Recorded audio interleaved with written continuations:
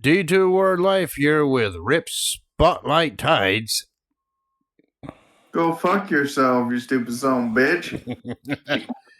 Oh, come on. And no, it's more like G2 Santino Santana San Marino Sandusky San Francisco. Mateo San... God, I don't know. Santina loving son of a bitch. No.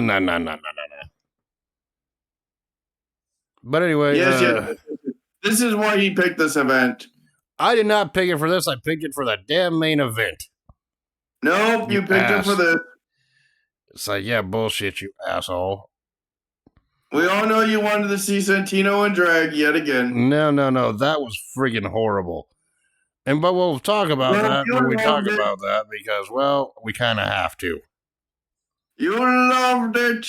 No, I didn't, you ass. Don't deny it. You loved it. Oh, boy. Why do I deal with you? Anyway. Because it's in your contract. What contract? I don't remember signing anything. When I joined your channel, bitch.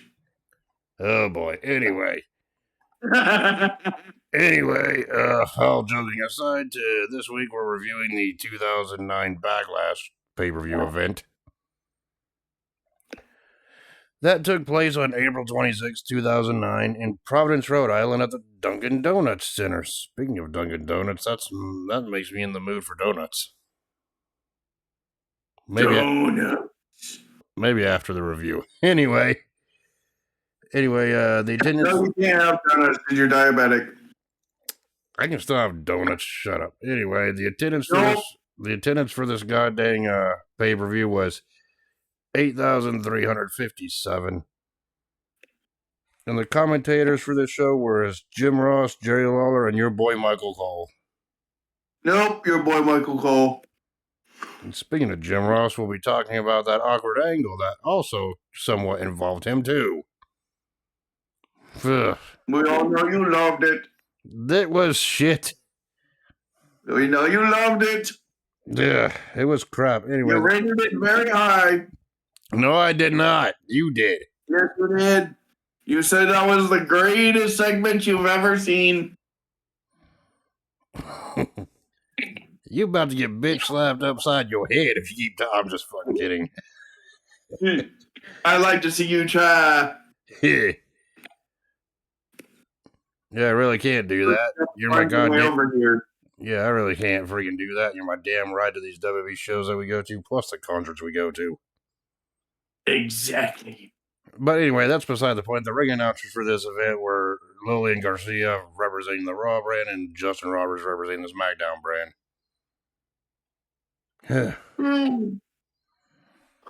And shout out to the dark match, which was Kofi Kingston before the New Day was formed, defeating Dolph Ziggler in a one-on-one singles match. Now, this was the last double-branded Backlash for 7 years. Yeah, and then the next Backlash event after the 2009 one would be the 2016 one, which that was a SmackDown-branded pay-per-view. Yes. That happened 7 years later after this one. Yeah, that's what I said. It was the last one until 7 years later. Yeah. So, after, the show intro happened and, the commentators welcomed us to the show, we get to our first match of the evening, which was the ECW champion, Jack Swagger defending the championship against Christian. And Christian at this point literally just returned not that long beforehand, like about a month or two before this event, from making his return to WWE after a 3-year stint in TNA. When he was Christian Cage. You remember that run that he had there? 4-year stint. 3 to 4 year stint, it doesn't matter. Right? Yep. Yeah, and this was, I believe, Christian's second pay-per-view back after his return. His first one being at WrestleMania 25. In that, when he literally returned. Yeah, in that Money in the Bank ladder match that was won by CM Punk. We'll talk about him a little later. Right. Yep. And you notice I said WrestleMania 25. It's not the 25th anniversary. That would be number 26. That would be number 26. You and I are going to have a field day when we eventually review WrestleMania 25. It's WrestleMania 25th anniversary, you stupid son of a bitch. That would be number 26. You don't have an anniversary on your goddamn wedding day. 25th. And it will stay the 25th, you stupid son of a bitch. The 25th anniversary would be number 26. Just like this year. Just like this year's WrestleMania that we just reviewed was the 40th. No. 41st. The 41st anniversary of WrestleMania is next year. No, it's not. Yeah, it is. That's the 42nd. You don't look at WrestleMania 1 and think, oh, that's the first anniversary. No, that's bullshit. You don't have an anniversary. Your wedding day is not an anniversary. Yes, it is. That's just the day you got hitched. Every year after that is an anniversary. Because my mom and pop got married on the 4th of July. That's their anniversary, the 4th of July. That is the start of your anniversary. Oh God, we're gonna have a feel. We're already in a debate of this, and we're not even reviewing WrestleMania 25. God, imagine what we. Anniversary. It's the one it first started 25 years ago. We're gonna have a. I swear to God, we go to review WrestleMania 25. Like freaking an hour of that is just gonna be us bitching about this. No, it's gonna be 2.5 hours of me just bitching and explaining it to you. You know I'm right. You're wrong. No, I am right, and you are wrong. Fucking son of a bitch. Dude, I'm already freaking laughing here. I'm already freaking laughing here. Anyway, I knew this would be a debate, and this event literally took place 3 weeks after WrestleMania. Fucking son of a bitch. I can only imagine us reviewing WrestleMania 25. Jesus Christ. That's going to be a freaking goddamn debate and a half throughout most of that video. Yes. But anyway, let's focus on this ECW Championship match that has nothing to do with WrestleMania whatsoever, because these two didn't fight each other that show. They fight here. So yeah, Swagger was in control for most of the matchup with suplexes, slams, just basic stuff, because he's an amateur wrestler too, in his own right. And the commentators were trying to put Swagger over. It's like, yeah, he's got big things in the future around here. I'm like, that wasn't exactly the case with the power of hindsight. What the hell is Jake Hager doing now in AEW? Nothing. A whole lot of nothing, am I right? Yes. But, you know, after some good back and forth, freaking here, both men near the end removed the top turnbuckles on opposing sides, which Jack Swagger went face first into one of them that Christian freaking removed. And then Christian hit his finisher, the kill switch or the Umperia, whatever you want to call it, to get the pinfall win and win the ECW Championship. Not a bad start to this, but the match felt like on average terms. Your thoughts on the opener for this show? After we were debating for like 10 minutes about WrestleMania 25. It was decent. I thought it was okay. I thought it was a good way to warm the crowd up. Interesting note, though, after Christian won the ECW Championship, he and Edge had a little run-in backstage. Reuniting on screen for the first time in years backstage, right? Christian saying, what happened to you? You used to be a fun guy. Now you're this. And then Edge was like, yeah, I used to be fun. You want to know what happened? John Cena. Yeah, one guy. Tonight I'm going to be loads of fun when I win back the World Heavyweight Championship. Edge said, no. Yep. So I'm like, okay, that was a little forced aggression there. Did this possibly open up another feud between Edge and Christian? No. I believe they would only have one match after Christian's return here, and that was in 2010 on an episode of Raw. Considering both are on different brands at this point. Yep. Ugh. So we go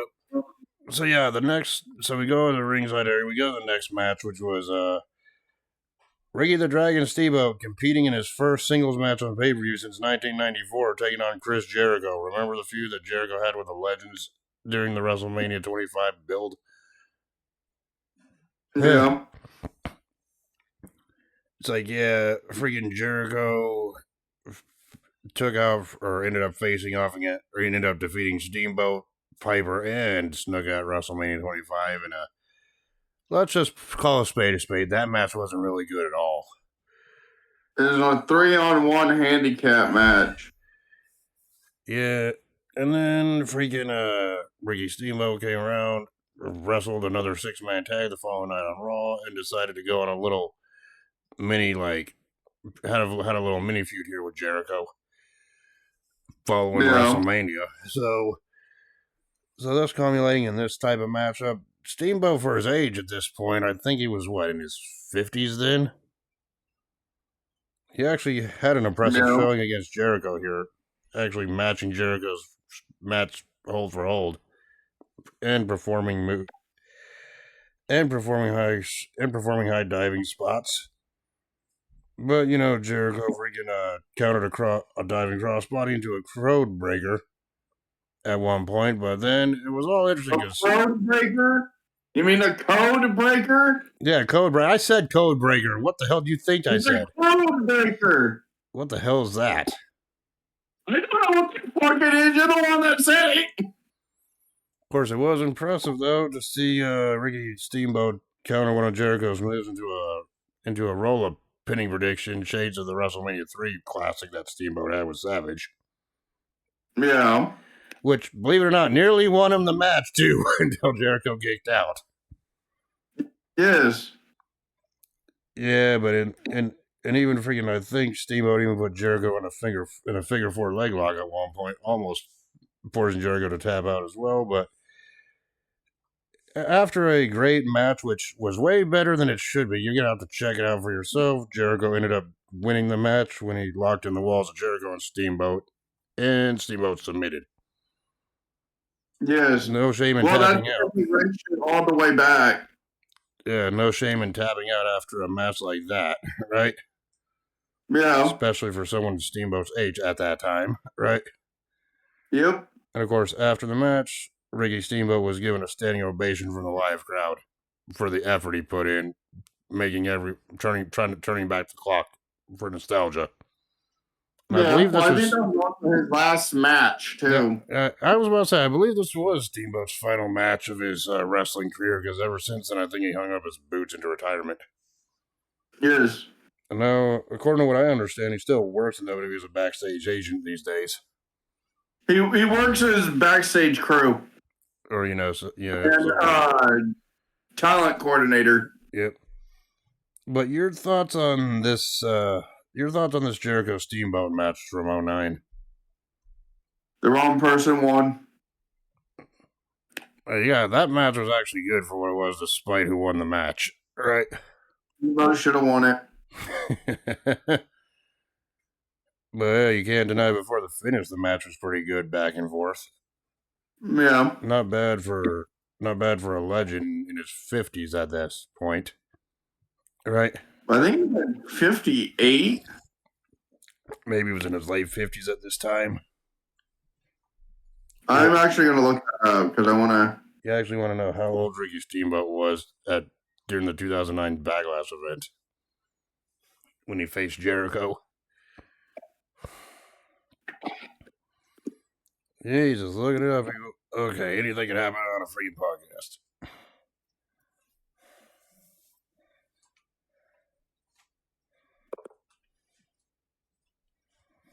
Yeah. But yeah, I gave that match a solid good rating here. I thought it was a good match overall.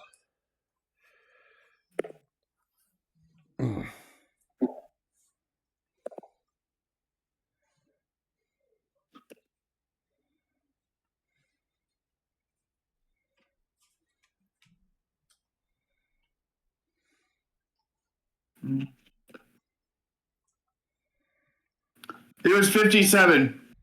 Yeah, he was 57 at this point. So yeah, he was 57 here, I think. And yeah, that was actually a good showing. do. Not bad for someone in his late 50s at this point. Ricky Steamboat was 57 at the time of his match against Jericho. Yep. So I was close when I said 58. Yep. But anyway, didn't we go backstage after this and they showed the Santino in the locker room? In Santino's locker room, yes.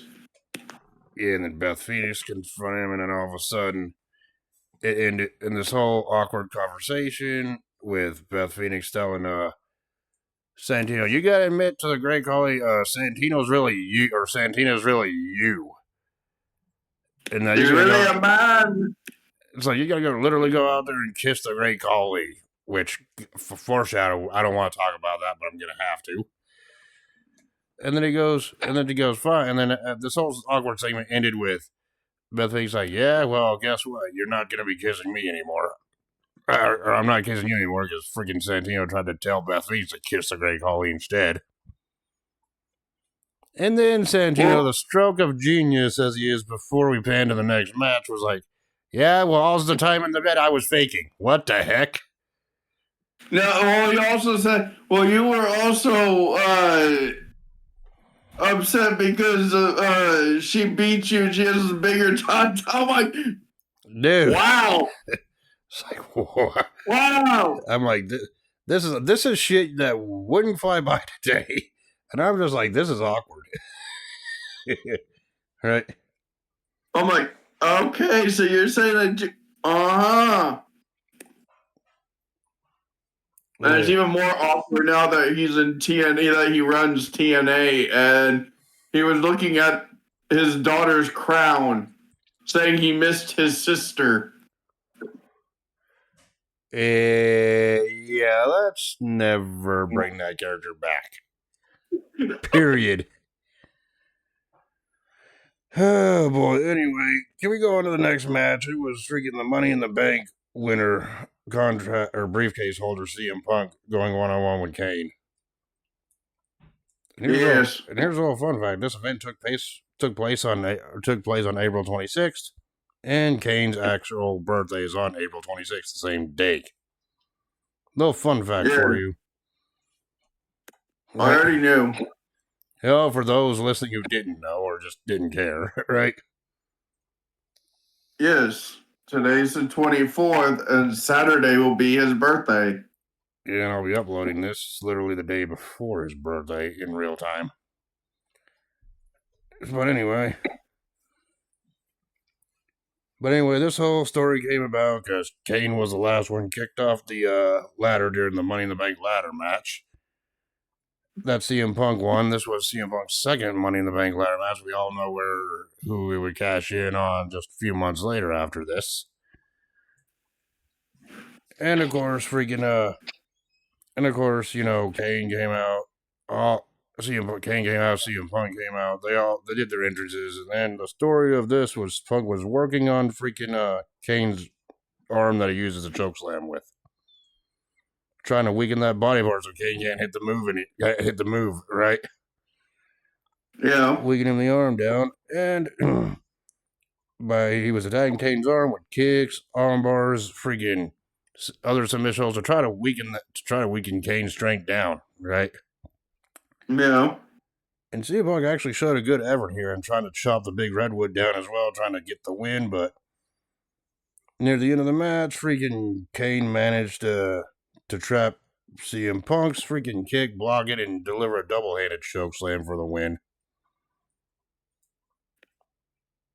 So, there's a lot more to the match than what I just briefly described, but what are some moments of this match that stick out to you? Punk literally said, "Oh shit," when he fucking got caught. Yes.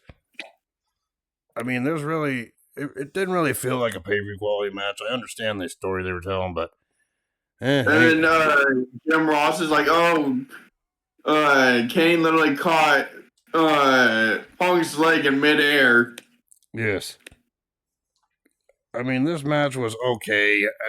It wasn't like the best match on the card, but it was okay. It served its purpose telling the story. And then I think Kane would go on to feud with CM Punk some longer after this. I'm not totally sure. I don't remember. Yes. But in the end, it really doesn't matter because we all know who had the better story going forward. That was CM Punk, because literally he would turn heel later on this year after cashing in that Money in the Bank contract. Right? Yeah, but Kane still had it better. Yeah, so your thoughts on this one. It was good. Yep. Was it the best CM Punk match? Was it the best CM Punk match? Not by a good mile. Was it the best Kane match? Not even close, but it was there. It was just there. It's not a match I would recommend going back to watch. Right? Yeah. But you know, a match that next match that we're about to talk about would be better than that one, and that would be the I Quit match between Matt Hardy and his brother Jeff Hardy. This one actually had a good story going into it too, by the way. Yeah. With Matt Hardy supposedly responsible for all of Jeff's incidences throughout the past year, and Matt Hardy screwed Jeff Hardy out of the WWE Championship at the Royal Rumble to Edge, leading in their Extreme Rules match at WrestleMania 25, which Matt Hardy won. Well, Matt Hardy literally set his brother on fucking fire. Yep. And yeah, by burning the house down, thank God Jeff wasn't around. That was actually a real incident that they incorporated in the story. I literally mean he set him on fire with his pyro. Oh yeah, the pyro going off too. All right.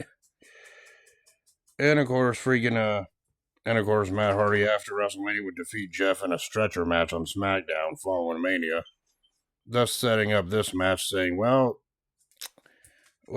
Jeff calling Matt sick, twisted, and demented, and he goes, so am I. And he goes, this match won't end until one of us says I quit. Right? Yep.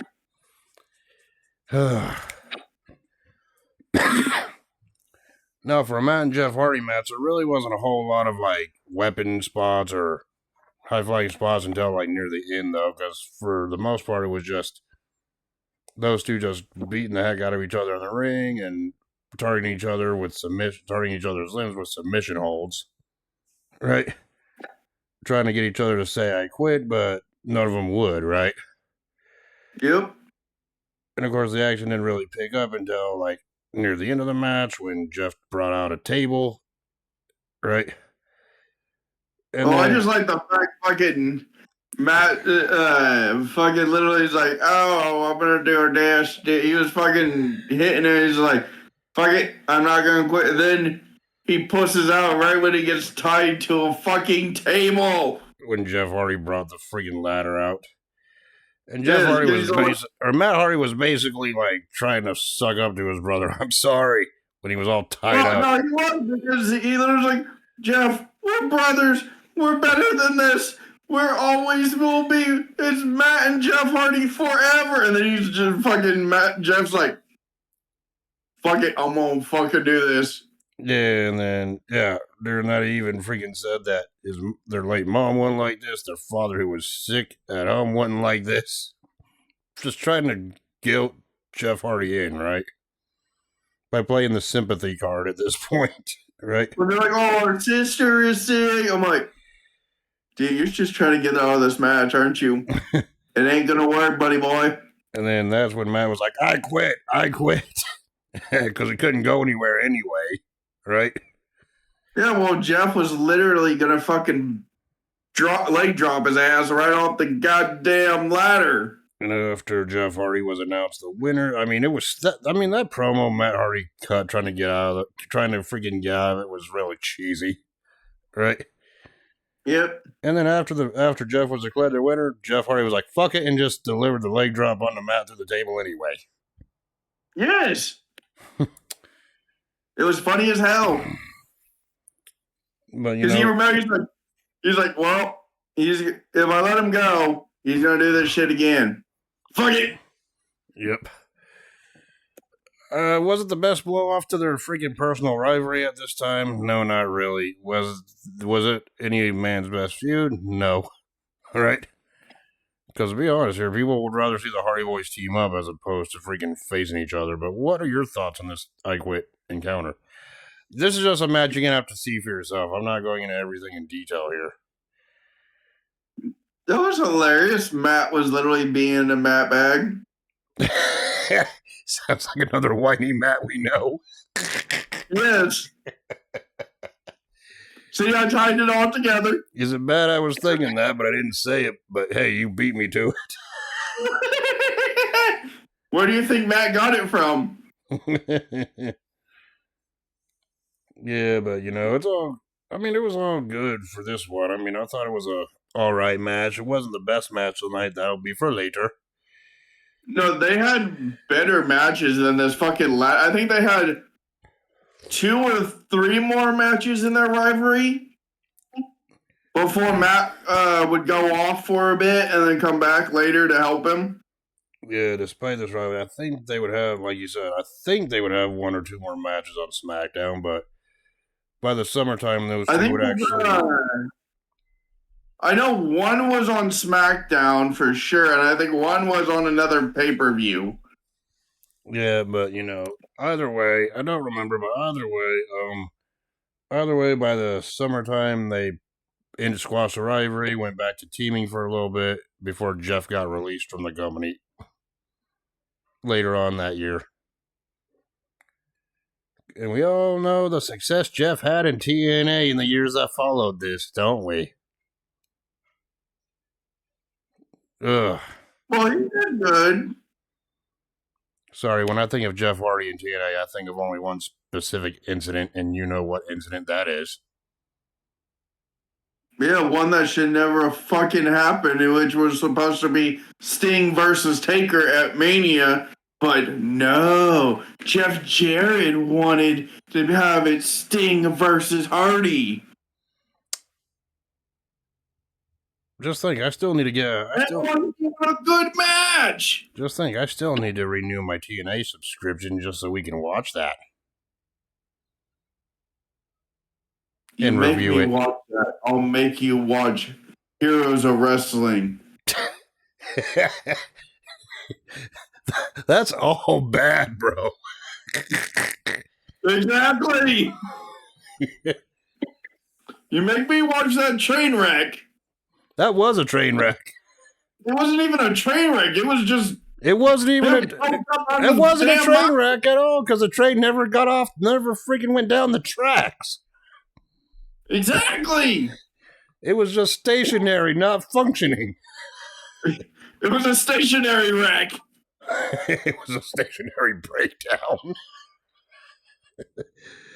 But anyway, the I Quit match I thought was good. It wasn't great. It was just good, in my opinion. But then again, I only seen one I Quit match that was good, and we already reviewed that. And I'm talking about the Cena JBL one. Well, no one's gonna really follow up with a JBL and a Cena fucking I Quit match when they were literally fighting on a big rig and bloody as hell, right? Yes. But yeah, this match was good. It wasn't great. It wasn't terrible either. Was it one of their good matches? Yes. Was it a bad match? No, not by far. Was it their greatest match? No, they've had greater rivalries. Oh God! Speaking of terrible. We go on to the next fucking segment, which is the one I don't want to talk about. It's his favorite segment when the Great Khali comes out and literally with Rajan Singh or whoever that fucker was, I forget what his name was. Yes, the Great Khali came out with Rajan Singh and wanted to do a kiss cam with Santino Marella. Do I really have to fucking talk about this? Yeah, Rajan Singh was literally freaking saying, "Oh, the Great Khali knows he could pick any woman out there, but he wants to kiss Santina." And yes, Santina was Miss WrestleMania, winning that freaking goddamn Battle Royal 3 weeks prior. Oh God, that was the state of women's wrestling. That was garbage. Toss out Beth Phoenix. And then Santino was like, no, I don't want to kiss the great Carly. I have a freaking dang confession to make. When you think he's going to reveal, I'm really Santino. No, he goes, I'm in love with another man. I'm quoting Santino's character here, by the way. Yes, I know. So don't take that out of context. Little do you love the men. And then Runyon sings out, the great Khali wants to know who you're in love with. He goes, Jim Ross. That came out of nowhere left field. I'm like, why? That made me cringe even more. Forgot the stupid segment was on this damn show. And then Roger was like, okay, the great Khali said he'll let he'll let it pass if you prove your love by kissing Jim Ross. He goes, and even JR Khali goes, that ain't happening. And Jerry Lawler was like, oh, Jim Ross, I didn't know you liked Santino. Look at the chest hair on her. I'm like, these kind of jokes would not fly today. Because we all know Santino Marella was just Santino wearing drag. And no one wants to remember that. Yeah, look back at TNA of this year when his daughter's over there with him, freaking representing NXT, and he looks at her crown in the dressing room, and freaking says, oh, I'm missing my sister, Santina. I didn't even watch that segment on TNA, and even if I did, I'd be like, nope, that's cringe. Thank you for reminding me of that crappy period. Which is what we're talking about right now. No, you loved it. But before things could get more awkward, Beth Phoenix came out to the ring. With Rosa Mendez came out to the ring. It was like, okay, all this needs to freaking stop. I'm like, I agree. Right? Because the cringe is too real. Right? And then he goes, yeah, and then freaking Beth Phoenix was like, that's it. I'm challenging you right here. I'm challenging you, Santino, right here for Miss WrestleMania. For Miss WrestleMania title, right here, right now. And then she proceeds to get in Khali's face, saying, that's really Santino. That's a man. Or are the women in awe and Punjab so freaking ugly that you find that attractive? And freaking Khali just performed a brain chop on freaking goddamn Beth Phoenix, knocking her out. And Santino or Santana.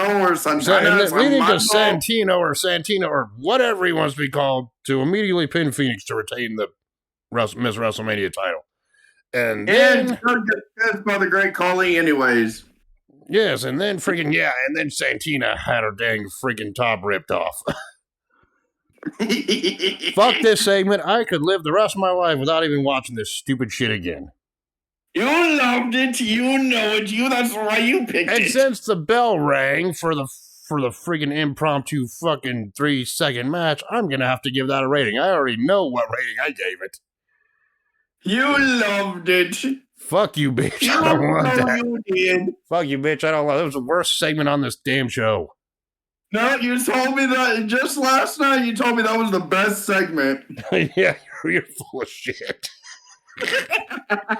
You're so full of shit, your eyes are brown right now. Fuck. Just like you said that you enjoyed getting your ass beat by Eric Bischoff yet again. No, that was crap.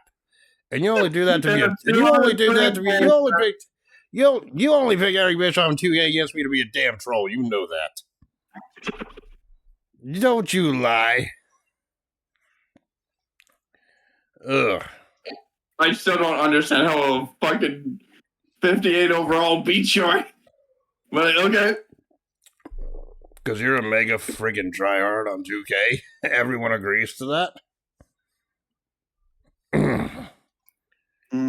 I don't agree. I just try my best. So yeah, can we now just move on from that shit segment and then talk about the semi-main event, which was for the WWE Championship? And it was it was a unique freaking match with a unique stipulation. Usually WWE title matches, it could be like, one-on-one, triple threats, fatal four-ways, but no, I believe No, but this one was a 6-man tag. It was the champion Triple H teaming up with Batista and Shane McMahon against the Legacy, which was Randy Orton, Cody Rhodes, and Ted DiBiase. Yeah, it Jr. all started because Randy fucking RKO'd Mr. McMahon. Yep. Then RKO'd fucking Stephanie. Shane McMahon. Yeah, and then RKO'd Stephanie Took McMahon. Batista out for 4 months. Yeah, I remember that That segment. was repercussions by Stephanie. Yeah, by kissing And then he Stephanie on fucking literally RKO Stephanie, handcuffs Triple H to the fucking ring ropes, and proceeds to punch Stephanie in the head. And then kiss her unconscious body. Yes. Hey, does that segment you just talked about remind you of anything that happened recently? No. And you know what segment I'm talking about from Raw before Mania. I have no clue what you're talking about. Remember when Gunther did the same thing to Jimmy Uso with Jay freaking tied to the I ropes? know. You just don't want to remember that. That was like what, 3 weeks ago, 4 weeks ago? That wasn't even a segment. That was literally when fucking the match happened after Jimmy fucking bitch slapped Gunther. Yeah. With the fucking pistol slap. Yeah, but anyway. Which Gunther got fined yet again over $1,000 fucking dollars for attacking the fan. Yeah. With his jacket. Attacking the friggin' dang ring announcer And this past week. Pat McAfee and Michael Cole. Your boy Michael Cole. Yeah, that was this past week, but we're not talking about that. Oh yeah, and by the way, this would be Shane McMahon's last match for 7 years, I believe, because he would disappear after this. Wouldn't return until 2016. Yes. But anyway, this was a unique stipulation. It was a 6-man tag, with the stipulation being if any member of Triple H's team gets disqualified, Randy Orton wins the title. Well, this also was brought up because it was supposed to be Mr. McMahon, Shane McMahon, and Triple H. But the week prior to this, again, Vince got taken out. Randy Orton and Legacy attacked Mr. McMahon. And this is just, and then that night, Mr. McMahon's like, oh, I got a replacement for myself. Then they're like, oh, who? And all you hear is, I walk alone. Batista, who obviously at this point had an issue with Randy Orton after he got taken out too. Yes. In the months prior to this. Yeah, and the stipulation was if any member of Triple H's team got disqualified, Triple H would lose the titles to Orton, and it wouldn't matter who got the pinfall on Randy Orton's team. If they won, Randy Orton would become the champion anyway. Yes. Like, for example... Which is a bullshit fucking stipulation, but... Like, for example, if Cody Rhodes... Here it is. Like, for example, if Cody Rhodes were to pin, I don't know, Shane McMahon, Randy Orton would be the champion. Ted DiBiase, and either, God forbid, Batista. Then Randy Orton would be the champion. Right? Yeah. Thankfully, the match didn't end like that, but yeah, we'll talk about that. Yeah, there was a lot of... And the match really started with Triple H and Orton brawling all the way back to the backstage area after the entrances were done. Yeah, after Randy ran away like a little bitch. Yeah, and then it was basically a 2-on-3 handicap match for a while until Randy Orton came back. Yeah, which Legacy members Cody Rhodes and Ted DiBiase were complaining like little bitches. No, I think actually no, it was Triple H was gone, so it was a 2-on-2 until they fought their way back to the ringside area. Because it was literally 2-on-2, and then after Randy ran away like a little bitch from backstage, Triple H comes out, and then it's literally a 3-on-2. But fucking prior to that, Cody Rhodes and Ted DiBiase complaining to the ref, this is not supposed to happen. This is not how it's supposed to be. Yep. Like little bitches. And then at one point, Batista was tagged in. The action went back onto the outside, and there was just chaos everywhere with this one. Yep. And even freaking Batista at one point near the end was about to use a chair on one of the Legacy members, but Triple H prevented that from happening, saying, dude, if you do that, you get disqualified, you cost me the title. Which, to be fair, no one wanted this. It should have just been a straight-up one-on-one with Triple H and Orton under no DQ rules. Right? Yeah. Which they would later have on Raw. Yep. Yeah, but then that distraction near the end was enough for Orton to strike Triple H with an RKO, but Triple H kicked out at 2 and the bell rang anyway. And the referee was like, no, I said it was a 2 count. Pulled it off, so the timekeeper or Cody Rhodes literally freaking rang the bell way too early, and that's when the ref caught it, but he's like, no, because they were about to literally announce it, and he's like, no, that was 2.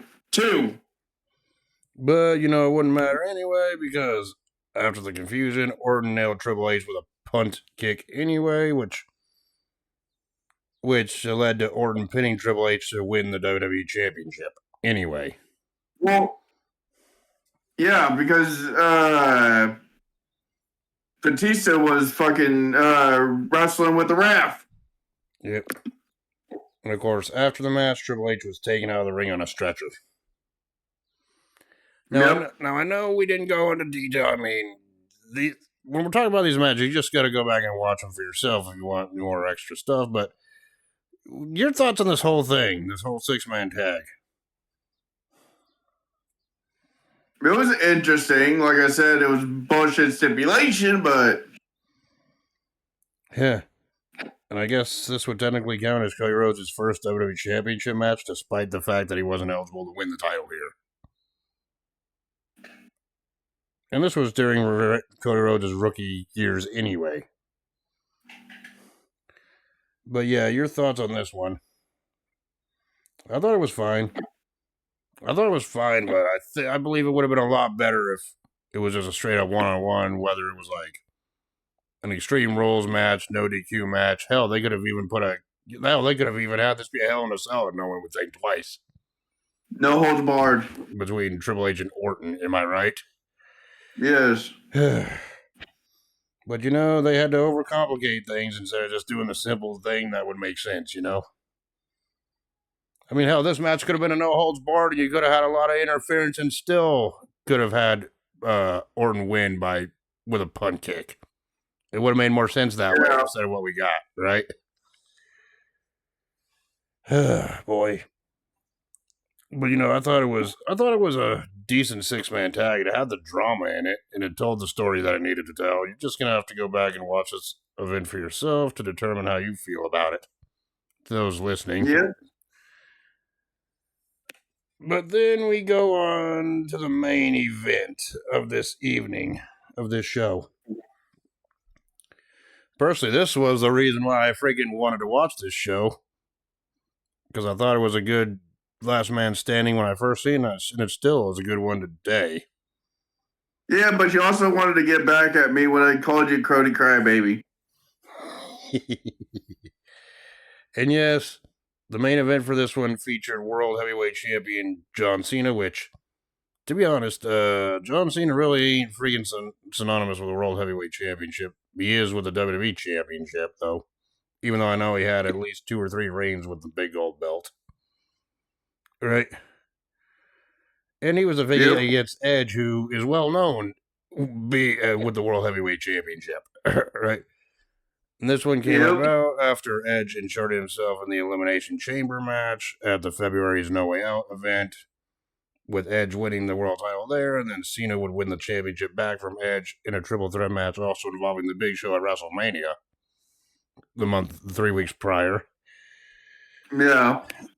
Oh, yeah, and Big Show's involvement in that triple threat match, just keep that in mind for when we're talking about the ending here. So, yeah, and then Edge said that he would be, after all the brawls with Cena and all the losses that dated all the way back to 2006, that he would be the last man standing in this match. Right? Yep.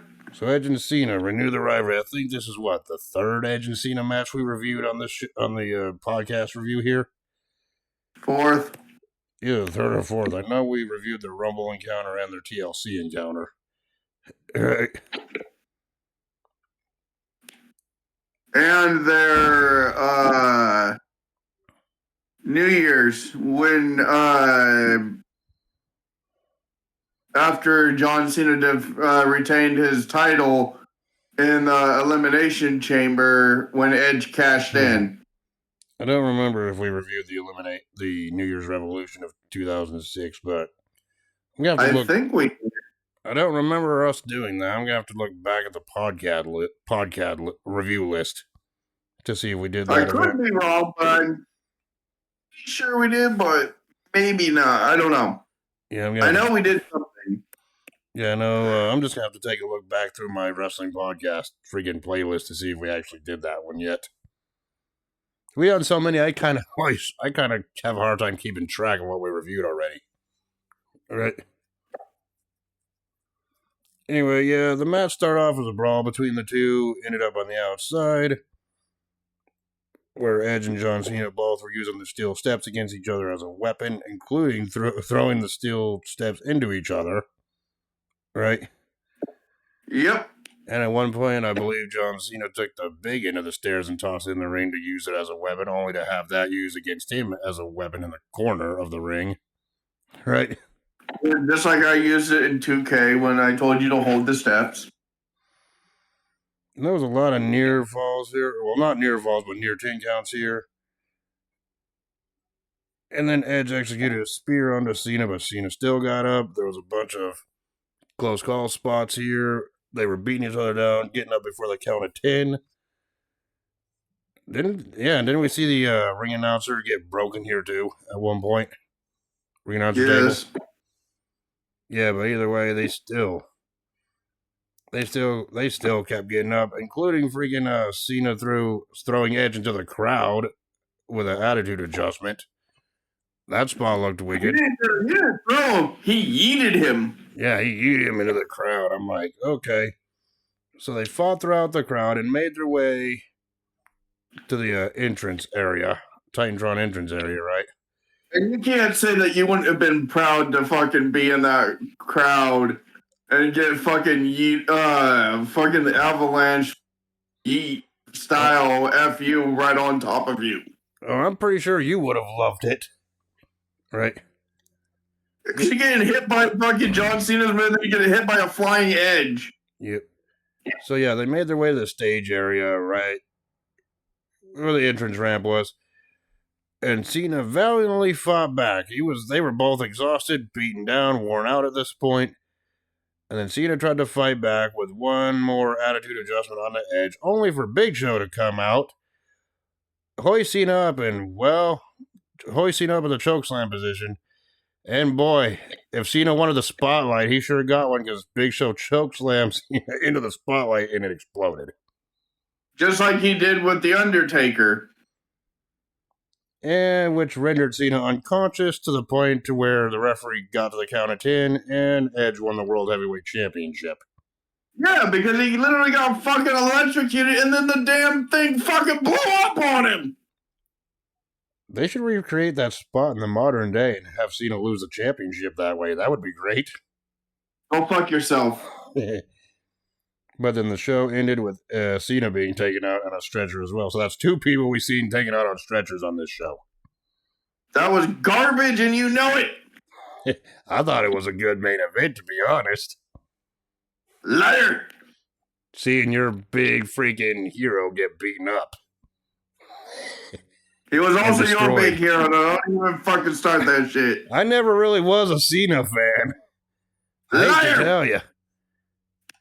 I hate to tell you, if there was one wrestler I considered my hero, it wasn't John Cena, and you know who I'm talking about. Speaking of which, I'm wearing the new Undertaker Hell's Gate shirt. You told me to go fuck myself when I showed that off. Yes, because I wanted it.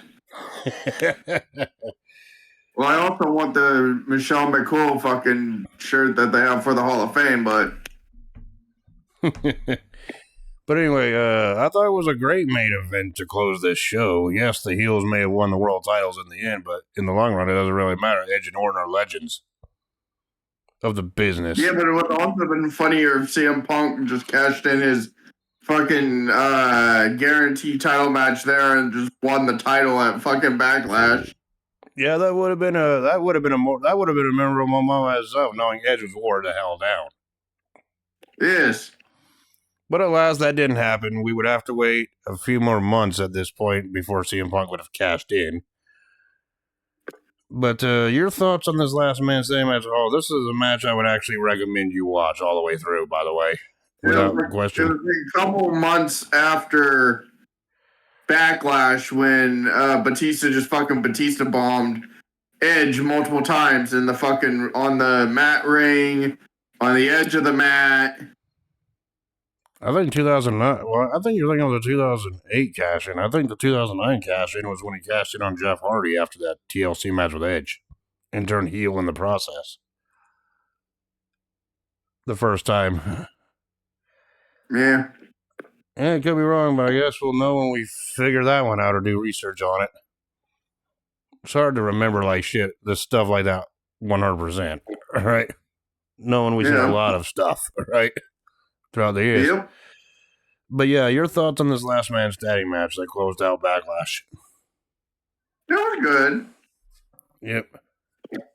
So yeah, did it reignite the John Cena Big Show feud? Yes. Yeah, because after did John Cena go back after Edge? Yes. Did John Cena ever win the World Heavyweight Championship again? No. Yes. But anyway, I mean, that match, you're just gonna have to see for yourself, along with all these other matches if you want to, but you really don't have to. You can only see the main event. You wouldn't really miss much, right? No, don't let him gaslight you guys. He wants you to watch the Santina match. So he can get kissed, so you guys can see him get kissed by the Great Khali and his fucking top get ripped off. Which also very creepy was that Great Khali was sniffing it. That's funny. Stop being cringe. It was weird. Go fuck yourself. You didn't say it, and I had to fucking remind myself. Oh yeah, that happened. But anyway, I know it was weird. Fuck. That's not weird. You know it. Cringe. That was fucking cringe. This is weird. I never want to talk about that segment ever again. It was weird. I would much rather see a Michael Cole match again as opposed to seeing any Santina anything. Don't start with me just because I said that, by the way. Because I know you will, motherfucker. I think he only had one more match that we haven't even reviewed yet. Yep. Come on. Anyway. But anyway, freaking, can we just move on to our favorite segment and then wrap this thing up here? Because our favorite segment is our personal damn rating system, and I really need to get through this one. Christian defeating Jack Swagger to win the ECW Championship. I gave that one 3.5 out of 5. 4.5. Yeah, you enjoyed it a little bit more than I did. Chris Jericho defeating Ricky Steamboat in that singles match. I gave that one 4 out of 5. 3.5. Kane defeating CM Punk. I gave that one 3 3/4 out of 5. 5. Gave that one a perfect 5. Jeff Hardy defeating Matt Hardy in that I Quit match. I gave that one 4 out of 5. 5. 5 out of 5 for you. Jeez.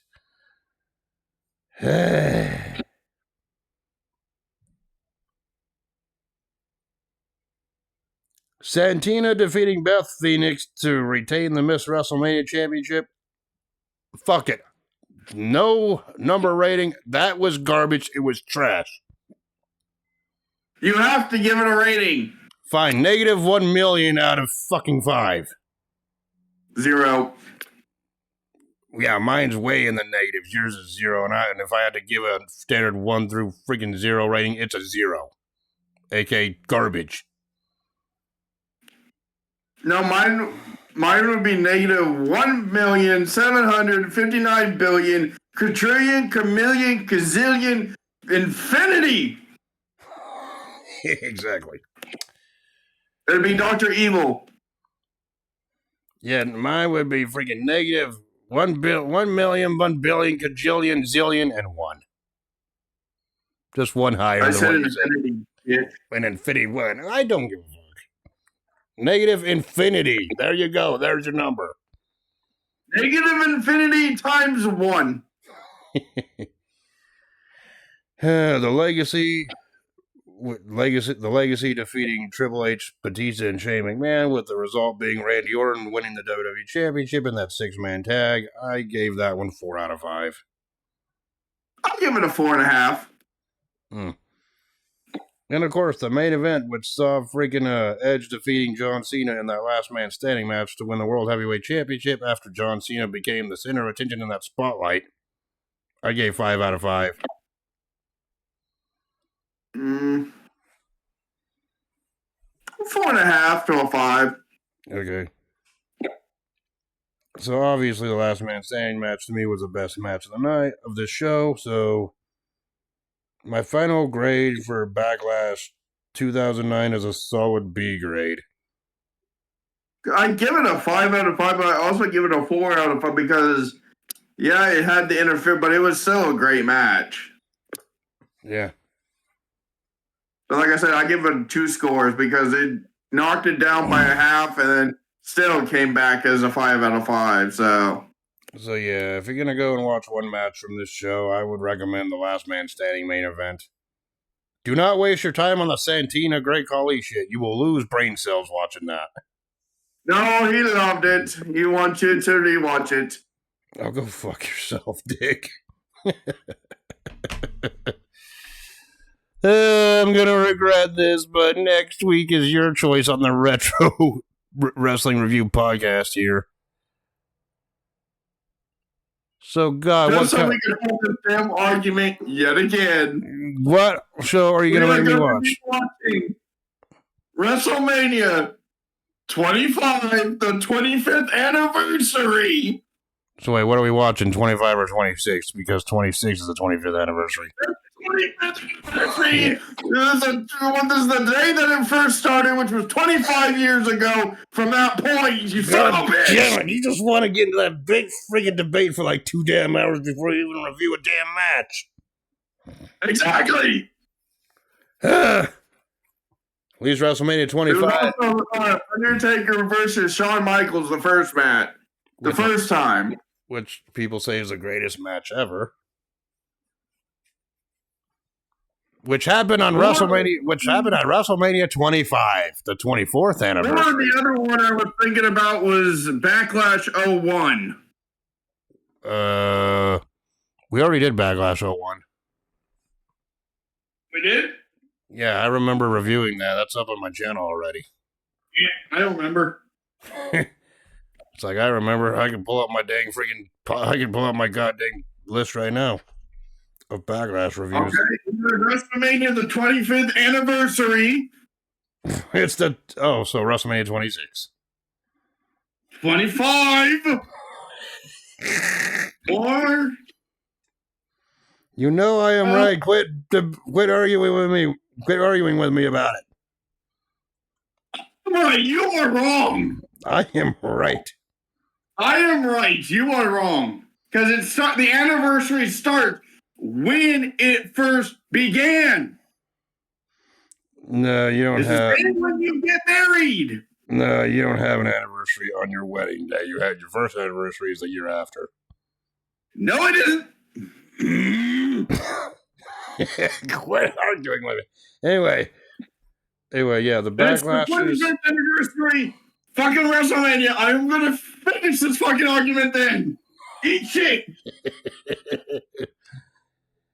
Anyway,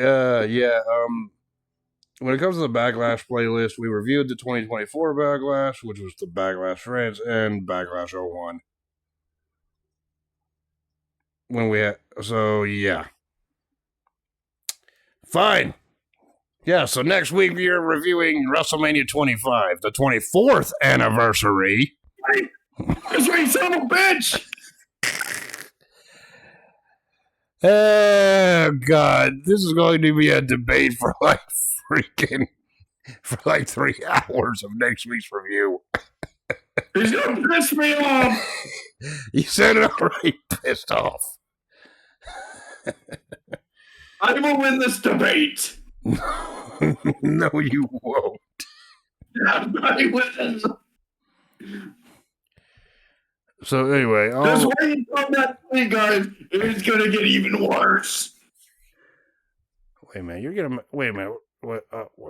make me sit there and listen to fucking Kid Rock before the goddamn Miss WrestleMania Battle Royal won by Santana. Fuck me.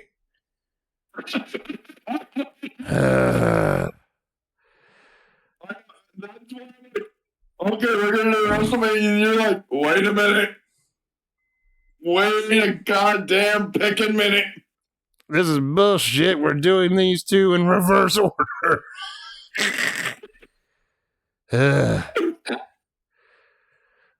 Oh boy, we could debate this as a cow come home. So if next week you upload the WrestleMania 25 review and say the timestamp is like 6 hours, just know that 5 of those hours was just us bitching about the fucking shit. Back and forth. And him loving Miss WrestleMania. No! Yes. Oh, God, Lord help us. You'll hear the insanity next week. So until then, we will talk to y'all later. Peace. Deuces.